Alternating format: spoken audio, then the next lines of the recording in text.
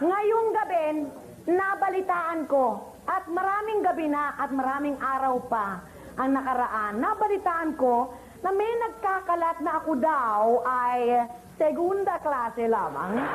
In other words, number 2 lamang daw ako. At ang sinabi ng gunggong na yan, na ang pinaka-donya daw, the first donya ng television ay nagngangalang Donya Delilah. Of course, I cannot take that sitting down. Deborah Liz can take that. She's already seated down.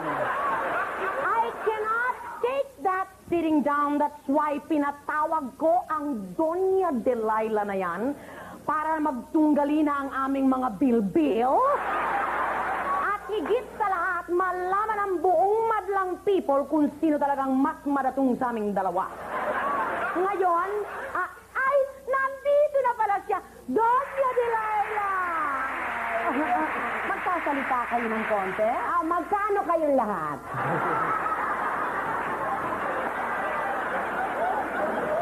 Alam niyo, ipakikilala ko sa inyo ang aking sarili.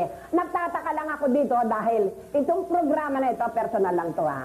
Itong programa na ito, stateside.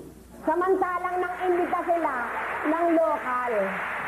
Ganun pa man, nagpapasalamat na rin ako dahil isipin ninyo, makumbida ko dito sa mga istate. Nagpapakilala ako sa inyo ngayon, ako si Donya Delilah R.R. Jones. Gusto niyong malaman kung ano yung R.R. for? Rockefeller and Reagan. Pangalan lang, bagyong-bagyo na, di ba? At saka ang aking kayamanan ay ikukwento ko sa inyo. Alam niyo ang normal kong bahay, normal lang. 3 ang swimming pool. Isa para sa malamig na tubig, isa para sa mainit na tubig, at isa, walang tubig para sa hindi marunong lumangoy. Tingnan yung mga kayamanan yan. At ako, pag dumadating ang aking mga bisita sa bahay, puro fresh fruit ang aking pinakakain, pinaiinom pala.